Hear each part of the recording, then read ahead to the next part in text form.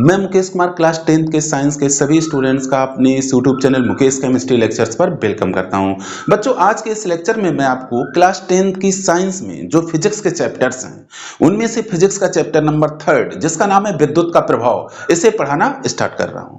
बच्चों, इस चैप्टर को मैं पढ़ाना स्टार्ट करूं इससे पहले क्लास 10th की साइंस में जो चैप्टर्स हैं उनके बारे में मैं आपको संक्षिप्त में बताने जा रहा हूं, तो ध्यान से बच्चों समझे। बच्चों, साइंस में जो चैप्टर्स हैं टोटल वो है 13। अब इन 13 चैप्टर्स में कौन चैप्टर फिजिक्स का है, कौन केमिस्ट्री का है, कौन बायोलॉजी का है, ये थोड़ा आप समझ लीजिए।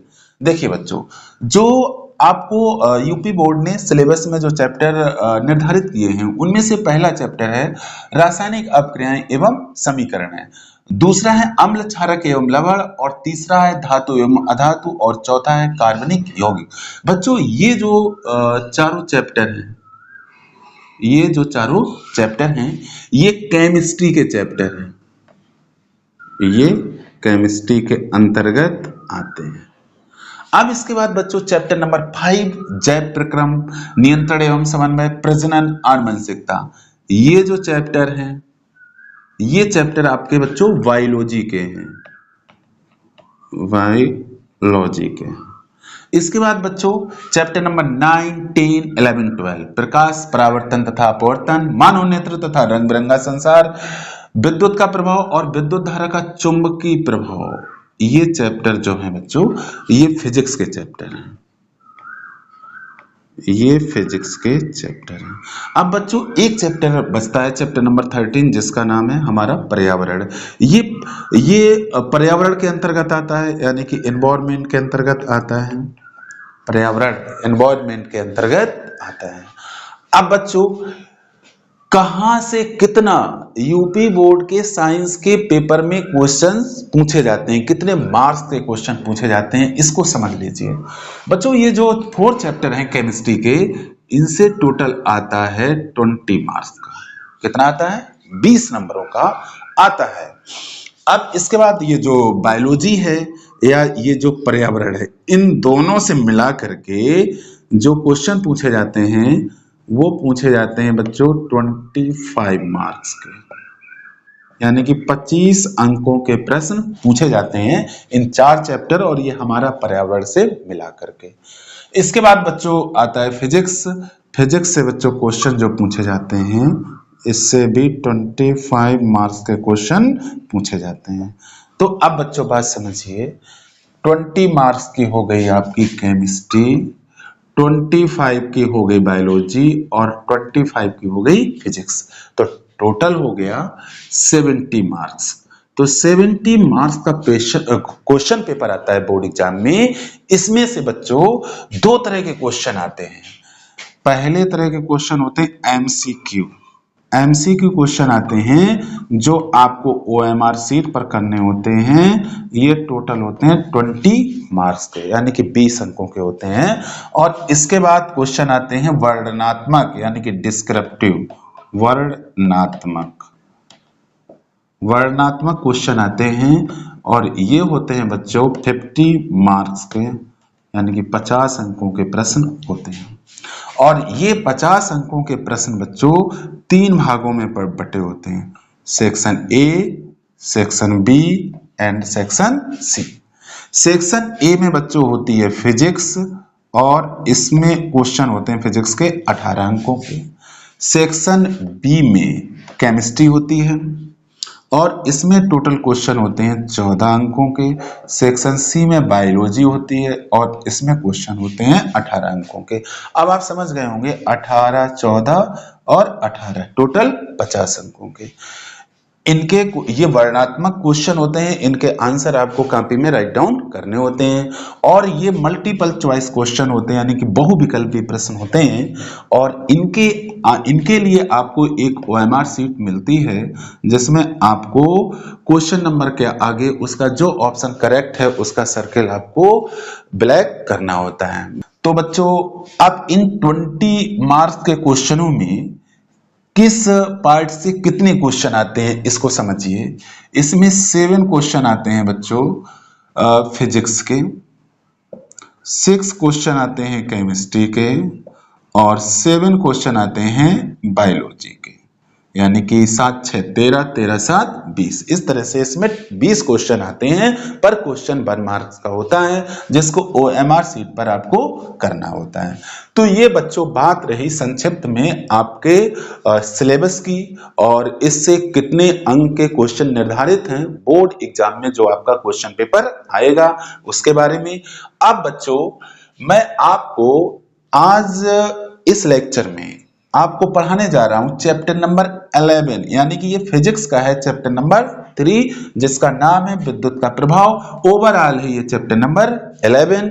इसमें से बच्चों मैं आपको कुछ जानकारी देना चाहता हूं कि हमारे इस YouTube चैनल पर चैप्टर नंबर 9 और चैप्टर नंबर 10 इसके वीडियो अपलोड हैं। आपको अगर पढ़ना है तो आप इन वीडियो को प्ले करके इन चैप्टर्स को पढ़ सकते हैं। तो अब बच्चों मैं आपको स्टार्ट कर रहा हूं चैप्टर नंबर 11, जिसका नाम है विद्युत का प्रभाव। तो ठीक है बच्चों, स्टार्ट करते हैं। तो बच्चों अब मैं आपको चैप्टर नंबर 11 जिसका नाम है विद्युत का प्रभाव, इफेक्ट ऑफ इलेक्ट्रिक, इसे पढ़ाना स्टार्ट कर रहा हूं। बच्चों इस चैप्टर को पढ़ने से पहले आपको एक छोटी सी कॉन्सेप्ट है विद्युत आवेश की। बच्चों छोटी सी तो है लेकिन बहुत इंपॉर्टेंट है, इसे क्लियर करना जरूरी है। तो बच्चों सबसे पहले मैं इस कॉन्सेप्ट को क्लियर कराने जा रहा हूं, ध्यान से समझे बच्चों। क्या नाम है? विद्युत आवेश। बार बार आएगा बच्चों विद्युत आवेश, तो इसको आपको समझना है, जिसको बोलते हैं बच्चों इलेक्ट्रिक चार्ज। तो इलेक्ट्रिक चार्ज क्या है इसको समझना है। अब बच्चों विद्युत आवेश की कॉन्सेप्ट को समझने के लिए इलेक्ट्रॉन कॉन्सेप्ट से इसको क्लियर करते हैं, इलेक्ट्रॉन संकल्पना से विद्युत आवेश को क्लियर करते हैं, जिससे कि आपको बिल्कुल इसके बारे में सटीक जानकारी हो जाएगी। बच्चों सपोज करो कोई एक वस्तु है, अब वस्तु है तो जैसा कि आपको एटॉमिक स्ट्रक्चर में बताया जाता है कि वस्तु जो होती है उसको अगर हम विभाजित करते जाएंगे, तोड़ते चले जाएंगे, तो लास्ट में हमारे पास अणु आएगा, और अणु के अंदर जाएंगे तो क्या आएगा? परमाणु आएगा, और परमाणु के अंदर जाएंगे तो क्या आएगा? 3 मूलकण आपको मिलेंगे, इलेक्ट्रॉन, प्रोटॉन और न्यूट्रॉन। अब इसमें आपको ये भी जानकारी दी जा चुकी है कि इलेक्ट्रॉन ऋणावेशित होता है, इस पर -1 आवेश होता है, प्रोटॉन धनावेशित होता है, इस पर +1 आवेश होता है, न्यूट्रॉन न्यूट्रल होता है, इस पर 0 आवेश होता है। अब बच्चों इसमें से आपको यह भी बताया जाता है कि इलेक्ट्रॉन जो होता है ये परमाणु के नाभिक के बाहर विभिन्न कक्षाओं में रहते हैं, या वितरित रहते हैं, या चक्कर लगाते हैं, और मॉडर्न कॉन्सेप्ट में जाएंगे तो अलग आपको बताया जाएगा कि विभिन्न प्रकार की त्रिविम कक्षाओं में रहते हैं, वो आपको हायर क्लास में बताया जाएगा। कुल मिला के आपको ये समझना है कि जो इलेक्ट्रॉन है वो परमाणु के नाभिक के बाहर रहता है। प्रोटॉन और न्यूट्रॉन परमाणु में उसकी नाभिक में रहते हैं, परमाणु में उसकी नाभिक में रहते हैं। तो नाभिक के बाहर कौन है? इलेक्ट्रॉन। तो इलेक्ट्रॉन ही परमाणु से बाहर आता है और परमाणु में अंदर आता है, यानी कि परमाणु से जुड़ता है। तो इलेक्ट्रॉन कॉन्सेप्ट हमारी ये कहती है कि अगर कोई परमाणु इस तरह का है कि उसमें समान अवस्था से ना तो इलेक्ट्रॉनों की अधिकता है ना कमी है, तो हम ये कहते हैं कि वो वस्तु कैसी है? उदासीन है। कैसी है? उदासीन है। अब इस बात को समझो कि अगर किसी वस्तु पर सामान्य अवस्था से ना तो इलेक्ट्रॉनों की अधिकता है ना कमी है तो वह वस्तु उदासीन है। क्यों? क्योंकि परमाणु जो होता है वो उदासीन होता है कि किसी परमाणु में जितने इलेक्ट्रॉन होते हैं उसमें उतने ही प्रोटॉन होते हैं। इट मींस परमाणु उदासीन होता है। अब आवेशित कैसे होता है इस बात को समझो। तो देखिए अगर वस्तु में सामान्य अवस्था से, अब देखो अधिकता या कमी इलेक्ट्रॉन की ही होगी, क्योंकि परमाणु जो होता है उसकी परमाणु के नाभिक में प्रोटॉन न्यूट्रॉन होते हैं, नाभिक के बाहर जो ये कक्षाएं होती हैं इसमें इलेक्ट्रॉन होते हैं। तो इलेक्ट्रॉन बाहर भी जा सकते हैं और बाहर से अंदर आप आ भी सकते हैं, यानी कि परमाणु से जुड़ भी सकते हैं।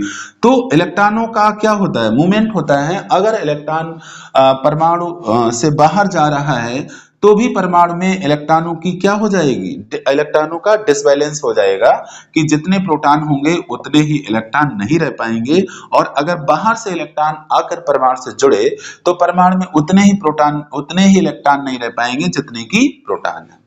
अब देखिए, इलेक्ट्रॉन हमारा ऋणावेशित कण होता है, यानी कि इलेक्ट्रॉन पर -1 चार्ज होता है। कहने का मतलब ये है कि इलेक्ट्रॉन पर वैसे तो -1.6 × 10⁻⁻19 कूलम आवेश होता है, लेकिन सरलता के लिए इस नंबर को 1 मान लिया जाता है, यूनिट मान लिया जाता है। तो इलेक्ट्रॉन पर आवेश को हम क्या लिखते हैं, -1।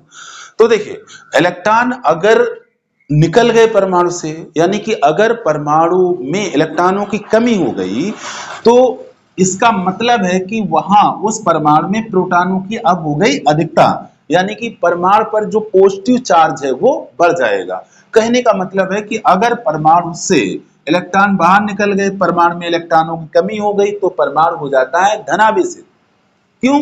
क्योंकि तब जो नाभिक में प्रोटॉन है उनकी संख्या तो कांस्टेंट रहती है, तो उनका जो प्लस आवेश है वो अधिक हो जाता है, और इलेक्ट्रॉन निकलने से माइनस आवेश कम हो जाता है, ओवरऑल परमाणु हो जाता है धनावेशित। इसके विपरीत अगर बाहर से इलेक्ट्रॉन आ गए, परमाणु से जुड़ गए, तो देखिए धनावेश प्रोटॉन निश्चित होने की वजह से निश्चित ही रहता है, लेकिन बाहर से इलेक्ट्रॉन आने पर जो ऋणावेश होता है वो बढ़ जाता है, यानी कि परमाणु हो जाता है ऋणावेशित। इसको दूसरी तरह से ये समझो कि इलेक्ट्रॉन है एक ऋण है। अगर इलेक्ट्रॉन आएगा, यानी कि ऋण आएगा, तो ओवरऑल परमाणु हो जाएगा ऋणावेशित। अगर इलेक्ट्रॉन बाहर जाएगा, ऋण बाहर जाएगा, तो परमाणु हो जाएगा धनावेशित। अब परमाणु के ऋणावेशित या धनावेशित होने से वस्तु भी ऋणावेशित या धनावेशित हो जाती है। कहने का मतलब है कि अगर किसी वस्तु पर समान अवस्था से इलेक्ट्रॉनों की कमी हो जाती है, तो वो वस्तु धनावेशित हो जाती है। अगर वस्तु पर समान अवस्था से इलेक्ट्रॉनों की अधिकता हो गई, तो वस्तु हो जाती है ऋणावेशित। यानी कि इलेक्ट्रॉनों की कमी होना इट मींस धनावेश का आ जाना, इलेक्ट्रॉनों की अधिकता होना इट मींस ऋणावेश का उत्पन्न हो जाना। तो इलेक्ट्रॉनों की कमी से मतलब है धनावेशित होना, और इलेक्ट्रॉनों की अधिकता होने से मतलब है ऋणावेशित होना। और इलेक्ट्रॉनों की संख्या सामान्य है, यानी कि जितने प्रोटॉन है उतने ही इलेक्ट्रॉन है, तो वहां पे उदासीनता की स्थिति होती है, यानी कि कोई भी आवेश नहीं होता है। तो इसको अगर हम शॉर्ट में इसको संक्षिप्त करें, तो कहने का मतलब है कि किसी वस्तु पर यदि समान अवस्था से इलेक्ट्रॉनों की कमी है, तो वह वस्तु धनावेशित होती है, और यदि किसी वस्तु पर समान अवस्था से इलेक्ट्रॉनों की अधिकता है, तो वह वस्तु ऋणावेशित होती है। और अगर ना तो इलेक्ट्रॉनों की कमी है ना अधिकता है, तो वस्तु उदासीन होती है। तो कहने का मतलब यही हुआ कि आवेशित होने का अर्थ है समान अवस्था से इलेक्ट्रॉनों की अधिकता या कमी। अब इस बात को समझो कि अगर किसी वस्तु पर यदि किसी वस्तु पर सामान्य अवस्था से स्मॉल एन इलेक्ट्रॉनों की अधिकता या कमी है, तब उस वस्तु पर आवेश की मात्रा Q बराबर हो जाती है ±NE। अब E क्या है यहाँ पर, जहां E है हमारा इलेक्ट्रॉनिक आवेश, और जिसका मान होता है 1.6 × 10⁻⁻19 कूलम। तो इसका मान जो होता है इलेक्ट्रॉनिक आवेश का वो होता है 1.6 × 10⁻⁻19 कूलम। और n तो आपको पता है इलेक्ट्रॉनों की संख्या है। अब यहाँ पर प्लस चिन्ह तब आएगा जब इलेक्ट्रॉनों की कमी होगी और माइनस चिन्ह तब आएगा जब इलेक्ट्रॉनों की अधिकता होगी। तो ये एक बहुत ही इंपॉर्टेंट फार्मूला है कि किसी वस्तु पर इलेक्ट्रॉनों की संख्या सामान्य अवस्था से अधिक या कम होने पर उस वस्तु पर हम आवेश कैसे कैलकुलेट करते हैं। अब विद्युत आवेश की एक बहुत कम शब्दों में मैं इसको डिफाइन करने जा रहा हूं, तो देखिएगा बच्चों।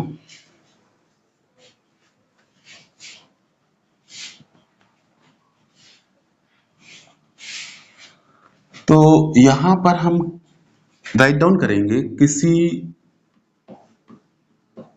वस्तु के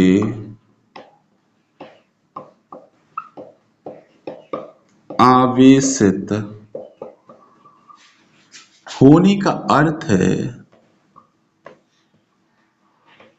आवेशित होने का अर्थ है कि उस वस्तु पर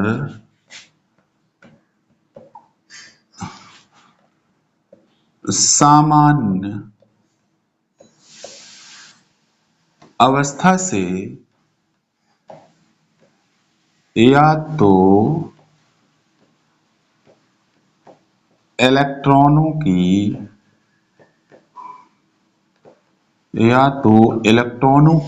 अधिकता है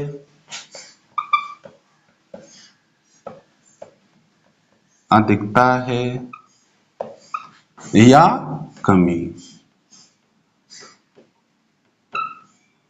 कमी, इस बात को आप अपने दिमाग में रखेंगे। इलेक्ट्रॉनों की अधिकता का मतलब,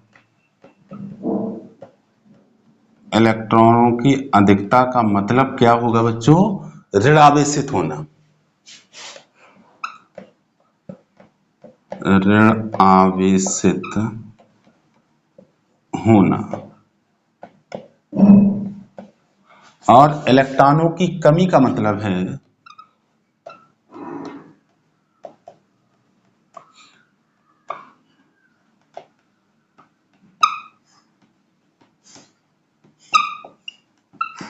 इलेक्ट्रॉनों की कमी का मतलब है धनावेशित होना।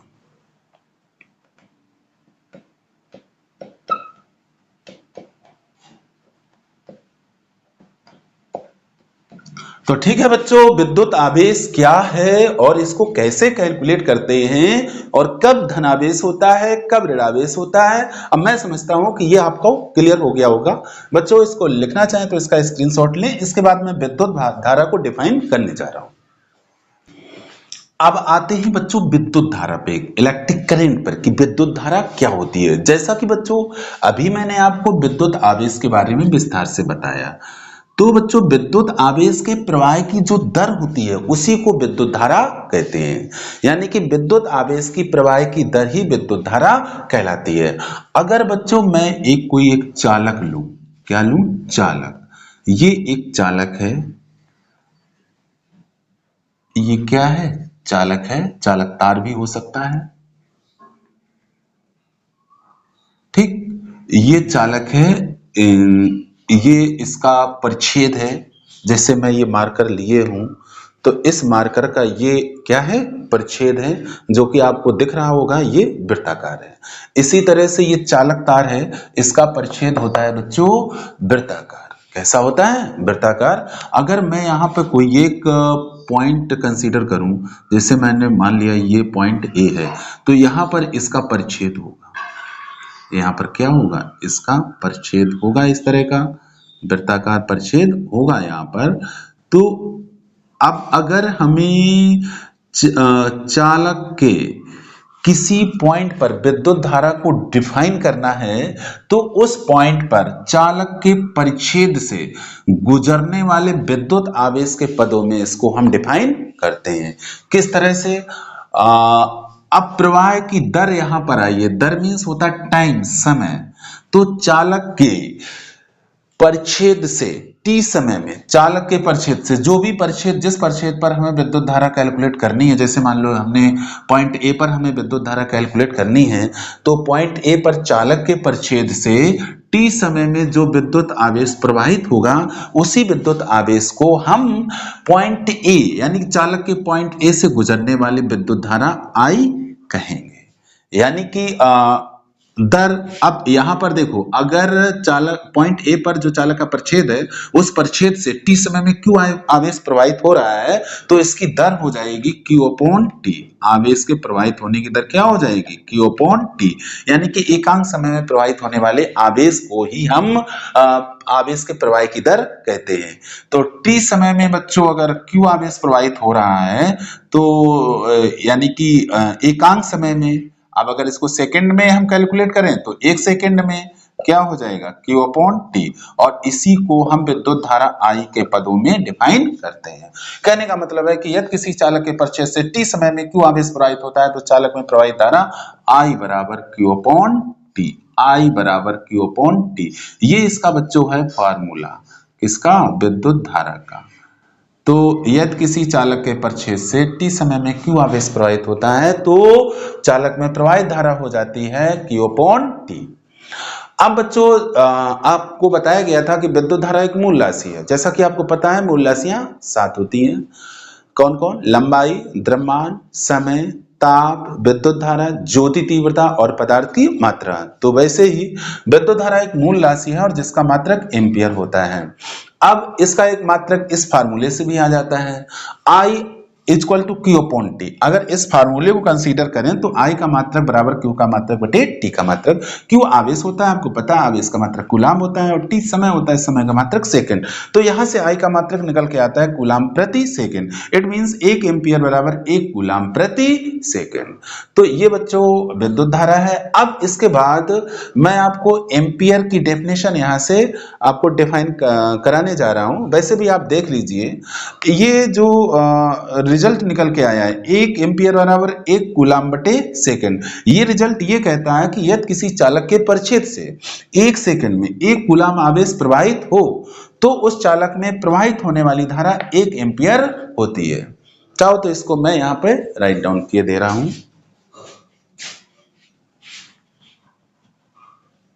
देखिए बच्चों,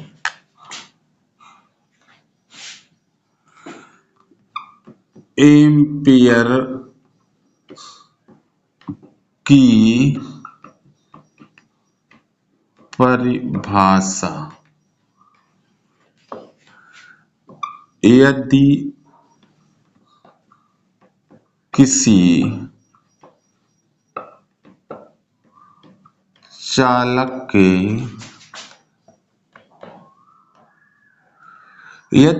चालक के परिच्छेद से 1 सेकंड में 1 कूलाम आवेश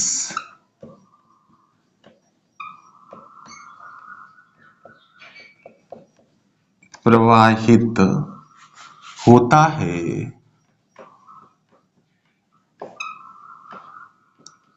तब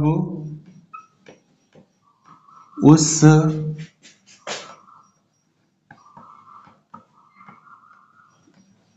चालक में प्रवाहित होने वाली धारा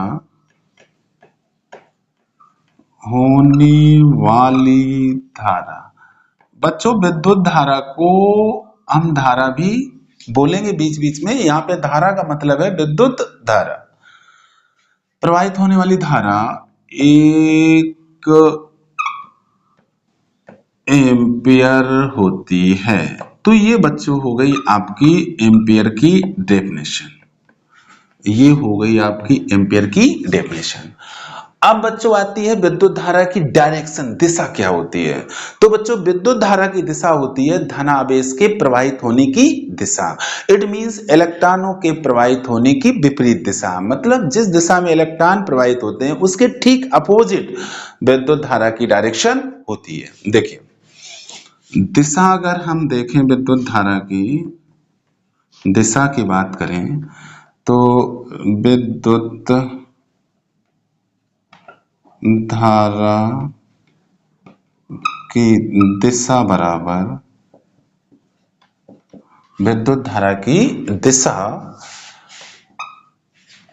धनावेश के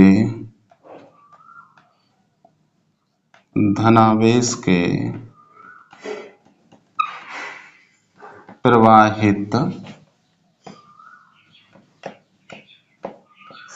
होने की दिशा। तो विद्युत धारा की बच्चों दिशा होती है धनावेश के प्रवाहित होने की दिशा, या इलेक्ट्रॉन जिस दिशा में गति करते हैं उसकी ठीक विपरीत दिशा। इलेक्ट्रॉनों के गति की विपरीत दिशा।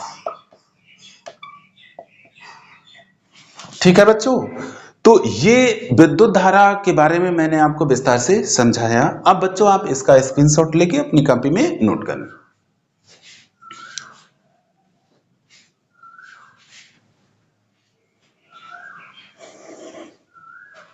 अब बच्चों इस लेक्चर को यहीं पे समाप्त करते हैं। बच्चों लेक्चर अगर आपको समझ में आया है तो इसे आप कंटिन्यू करें और